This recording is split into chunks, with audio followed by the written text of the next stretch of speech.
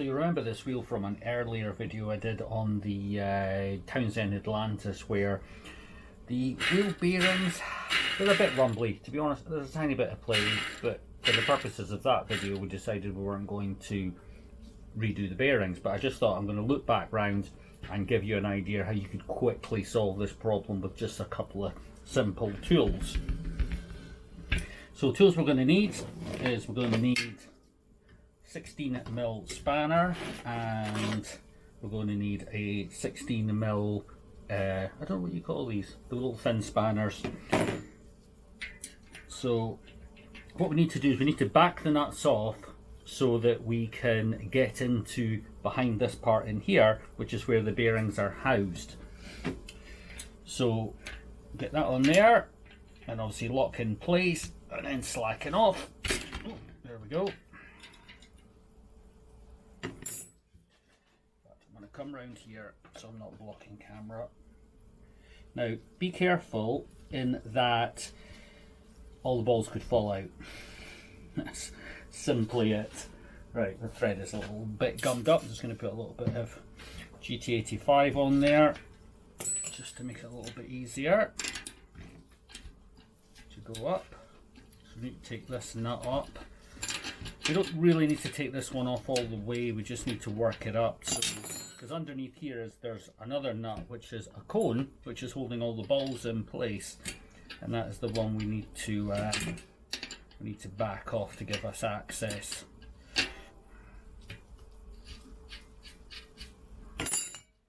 Okay, now what I'm going to do is, because what it is I don't want to happen is I want this cone here to rise up. So if you put your hand, turn that around, if you put your hand on here to keep that up, or if you have it on the table, it should do it for you. But you might need to, depending on how stiff this nut is, because although we've taken the locking nut off, this might still be quite tight on the shaft, so you may have to put a nut on here, or a spanner I should say, to allow 16mm this one to start moving. Again, perfect world, this would come up itself.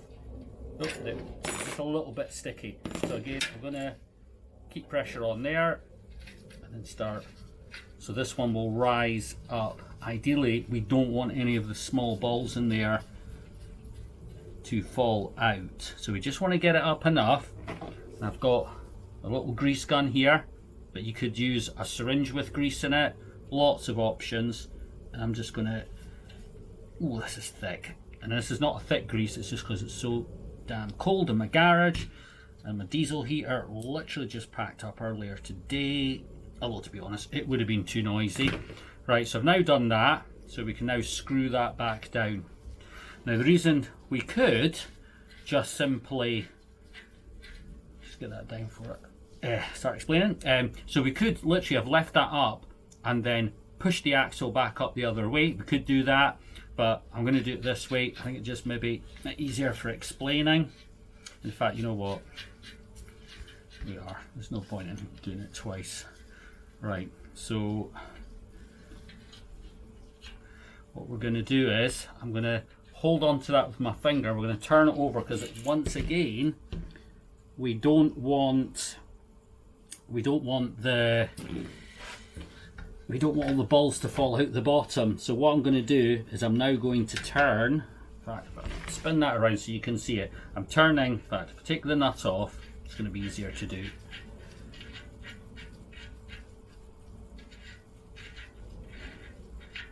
Okay, so I've taken the nut off. I'm going to be turning this, but holding it from below, so this cone will now rise. So I've got to hold the other cone, so this is going to go through.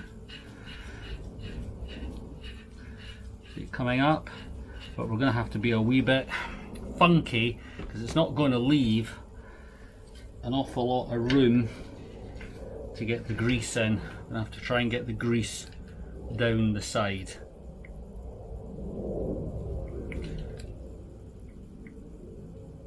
One handy thing with this grease applicator, the grease actually comes out in quite a thin jet, so it'll be quite good think we're almost out of grease, unfortunately, or it's just got so damn thick. Right, so we've got grease in there, but again, we don't want everything to drop out the bottom. So again, what I'm doing is I'm holding that cone and turning, holding that cone and turning the shaft. And that will basically go right back down again, and hopefully we've taken a whole pile of grease with us. And this should run a bit smoother, maybe not quite as rattly. I mean, perfect world, we would strip it all down, clean it, put new balls in it, and see how we go. Now it feels a wee bit rough now because we haven't adjusted it yet.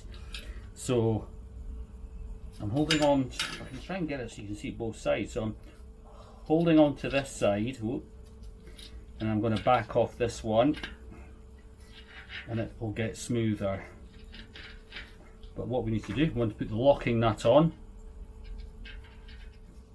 I'm going to just, oh dear. So it's not an easy thing to film. Probably would have been an idea to clean those threads.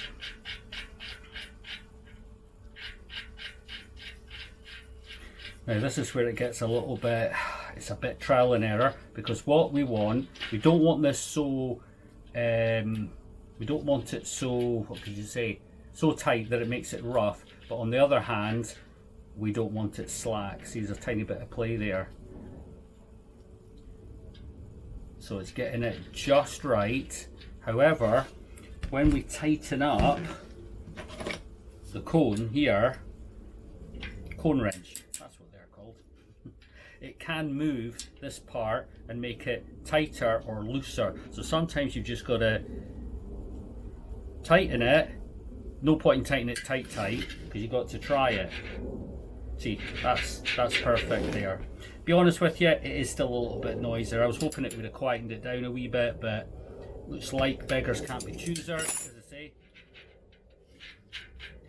Ideal world, we would strip it all down, clean all the balls out, but that can always be another video. But this could just, you know, buy you some time, and maybe you might want to get some new wheels or something. That's another thing you could do, you maybe get some second-hand wheels.